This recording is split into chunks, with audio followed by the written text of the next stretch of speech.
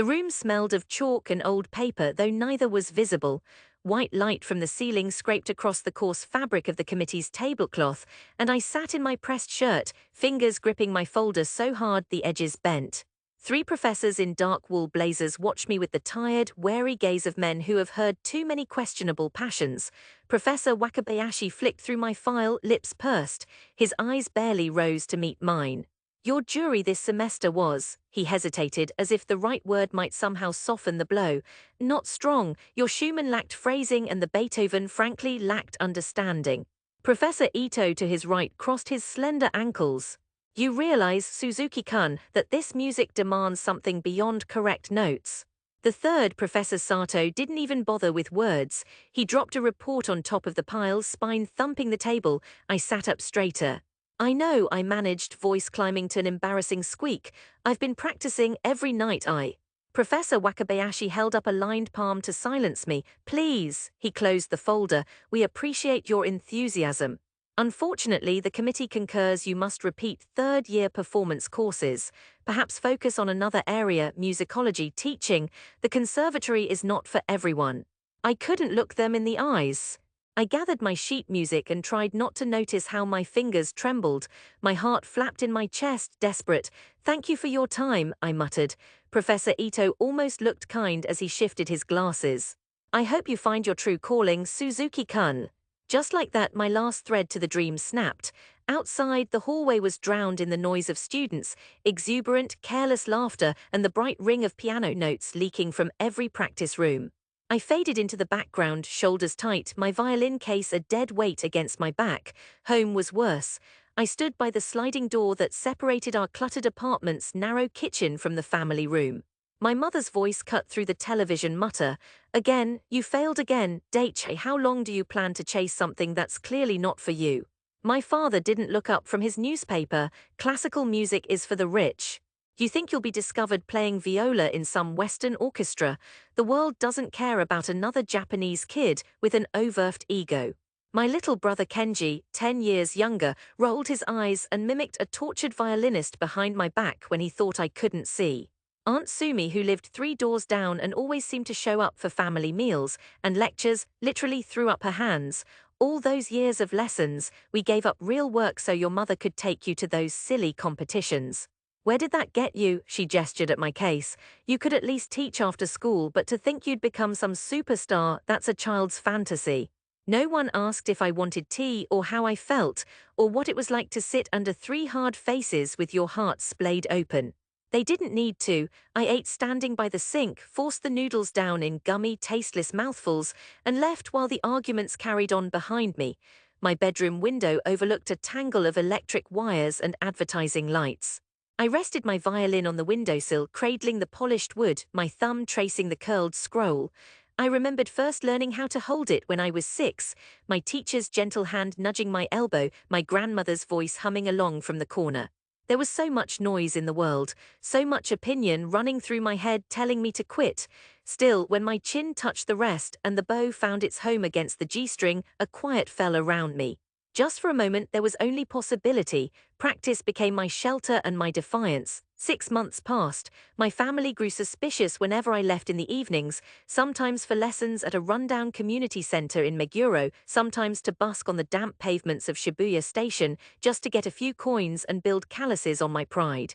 Friends and former classmates drifted away, embarrassed to be associated with the guy who couldn't cut it. I worked evenings at a soba shop, scraping bowls and bowing to customers with a lump in my throat. One night just before closing, an old man came in during a freezing rain. He was thin as a reed, with thick white hair and a scarf thrown carelessly over a well-fitted coat. He watched me as I bussed tables.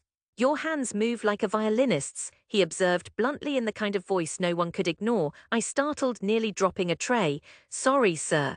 You play at Shibuya, he said. That batch partita, it needs air. But there's emotion in your phrasing. You should come to 3 to 11 Minami-Aoyama on Sunday. Tell them Oshima sent you.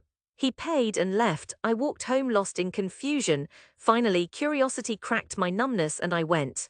The address was a small studio inside a collection of art galleries. I found myself in a bare room with a battered grand piano and 2 folding chairs. Oshima himself sat by the window reading the Asahi Shimbun. You came, he said. I nodded, trying to read his face. I don't know why. Please. No greetings, no small talk. My fingers trembled as I set up, but Oshima only studied me with mild interest as I played Sibelius, the piece I'd worked on for months without being able to show anyone. For weeks that became months, I returned every Sunday. Oshima never barbied me. He goaded me, forced me to relearn wrist flexibility, bow control, vibrato that felt like Chinese water torture in its slow improvement. But he listened. He believed music had meaning, not just technique. Some lessons lasted an hour, others went on until midnight with the city trains already closing down. Some nights we sat quietly, sharing bread from a bakery downstairs, talking about the loneliness of artists he knew, Horowitz, Midori, Heifetz, how they were haunted by what they could never reach. Somehow I survived. Not through breakthroughs but small victories, finding a local orchestra chamber group that let me play second violin, a scholarship to a summer festival in Kanazawa, where for the first time my efforts were met with applause instead of shrugs. Still, the old wounds followed me. My mother no longer nagged, but she barely spoke. Aunt Sumi acted as if I didn't exist. I saw Kenji in passing as he darted to his new club and friends, delighting in his new adulthood. Our apartment became simply where I slept and changed clothes, but my patience thickened like skin healing over a burn. I learned not to share my hopes where they could be mocked. Music became private, nearly sacred. Then one afternoon at Oshima's, my phone vibrated. The screen displayed a message in crisp, formal Japanese. Congratulations, you have been selected for the finalists round of the International Tokyo Strings Competition. Reporting date May 27. I sat in stunned silence staring at the words. Oshima only grunted. Don't get excited, competitions are games, but you're ready to be heard, he said, not unkindly. May came. The hall was bright and unfamiliar, the acoustic echoing so I felt exposed in every gesture. My throat dried, heartbeat kicking against my ribs, but I remembered Oshima's stories of nervous giants and I told myself, let the music defend you. I played Prokofiev and for the second round the slow movement of Beethoven's Op. 132. The jury's faces were masked by stage lights, but I felt something crack open in the air as the final note faded.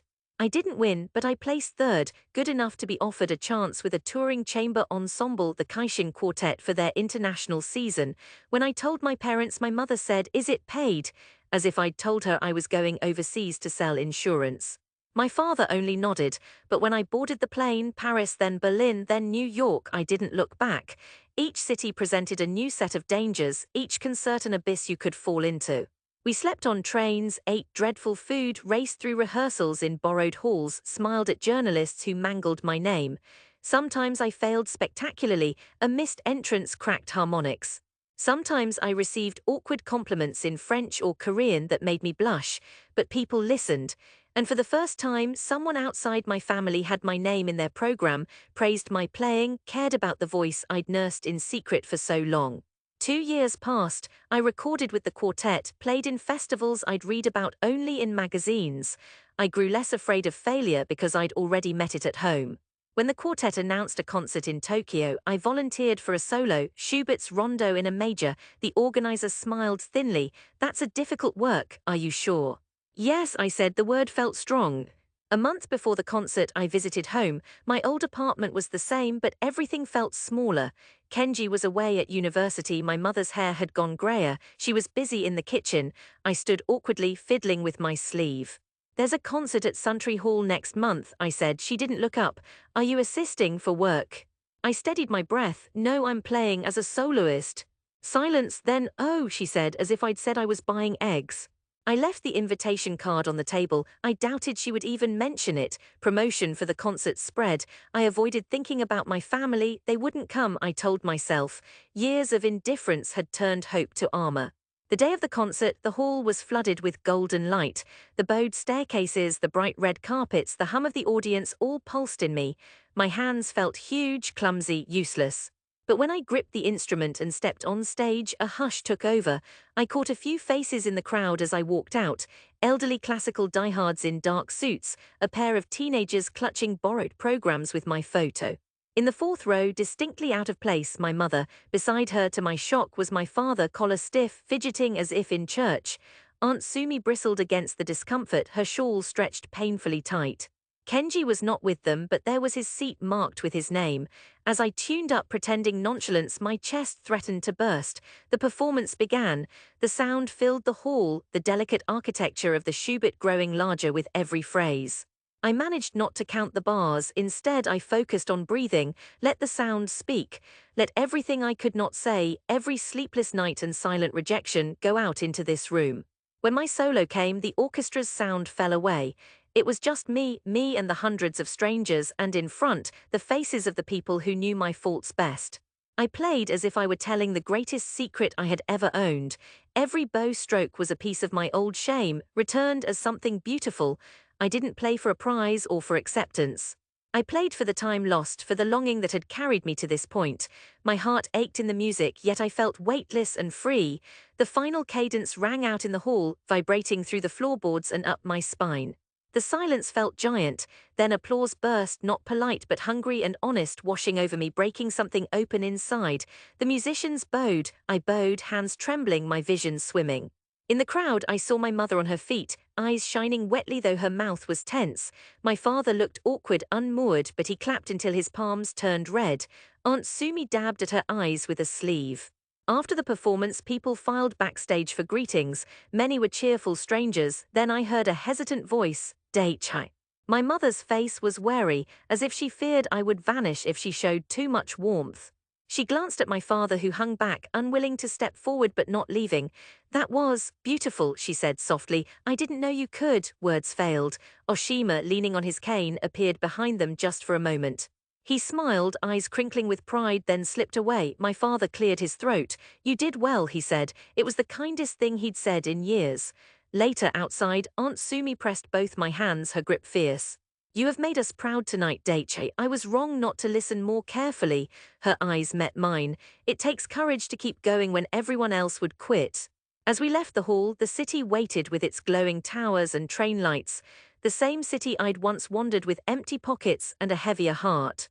The cold air tasted sharp and electric, and the sidewalks hummed with people going everywhere and nowhere. We walked together, my family for once silent, no mockery or bitterness between us. Kenji sent a message. "Sorry I missed it, saw the live stream though, that was sick, Ne-chan." I smiled, an unguarded, open smile. Something had changed, not just in them but in me. There would be more hardships and probably more skepticism from others. But Tokyo was no longer just a city of indifference and noise. On this night, it was a place that had finally listened, and in returning, I had found, finally, a kind of homecoming. In that golden space between applause and silence, in the hearts of those who once doubted and now saw, I redeemed the years of rejection, the struggle, the patient waiting, and it was enough.